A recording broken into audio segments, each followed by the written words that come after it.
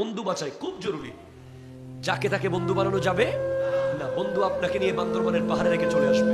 এমন এমন ইতিহাস আছে, বন্ধুরা বন্ধুর গোশত কেটে খেয়ে ফেলেছে রান্না করে। ঠিক কিনা কথা বলেন? কারো টাকা দেখে বন্ধুত্ব করবেন না, কারো বাইক দেখে বন্ধুত্ব করবেন না, কারো আইফোন দেখে বন্ধুত্ব করবেন না। বন্ধুত্ব হবে শুরু মসজিদ থেকে। হয়তো বন্ধুকে নামাজি বানান অথবা নামাজিকে বন্ধু বানান, আর অন্য বন্ধুগুলো বন্দুক হয়ে যাবে। ঠিক কিনা কথা বলেন? আসল বন্ধু আল আখিল্লাউ ইয়াউমাইযিন বা'দুহুম লিবাদিন আদু ইল্লাল মুত্তাকিন।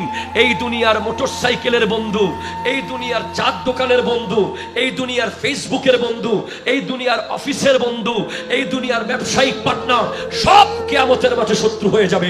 একমাত্র বন্ধু থাকবে যে মসজিদে বন্ধু ছিল,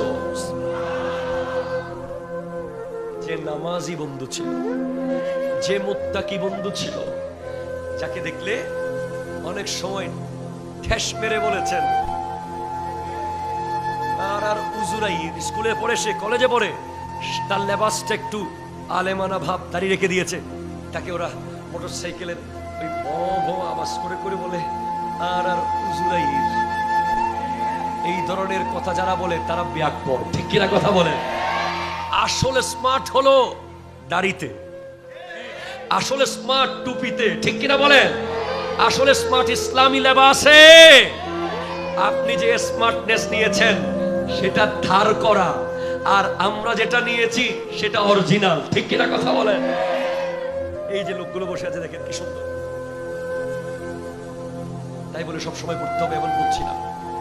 কেউ দাঁড়িয়ে রাখলে তাকে ঠেস মারে হিংসা করা যাবে, কেউ পাঞ্জাবি বলে তাকে হুজুর বলে বলে অপমান করার চেষ্টা করা যাবে।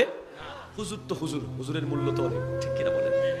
সেজন্য দিনদার, পরহেজগার, নেককার নামাজ থেকে বন্ধুত্ব করবেন। কোন গাউসিয়া কমিটি বাংলাদেশের ভাই দেখছেন বন্ধুত্ব করে? এইভাবে আহলে সুন্নাত জামাতের অনুসারী দেখেছেন আল্লাহর ওলির মাজারে যাচ্ছে, দেখতেছেন জিয়ারত করতেছে, কাঁদতেছে মুনাজাতে, অথবা দেখতেছেন সবাই জুমার দিন বের হয়ে গেছে, শেষের দুইজন যুবক বসে আছে কখন হুজুর আখিরি মুনাজাত করবে। আখিরি মোনাজাতের পরে হুজুরের সাথে মোলাকাত করে বের হচ্ছে, বুঝবেন সে আপনার যোগ্য বন্ধু। ঠিক কিনা কথা বলেন? সেই বন্ধু আপনার কোনোদিন ক্ষতি করবে? তাহলে ফিতনার যুগে প্রথম দায়িত্ব কার? বাবা মা। কার কার কার? দ্বিতীয় নম্বর দায়িত্ব কার? শিক্ষক। 3 নম্বর দায়িত্ব কার? বন্ধু।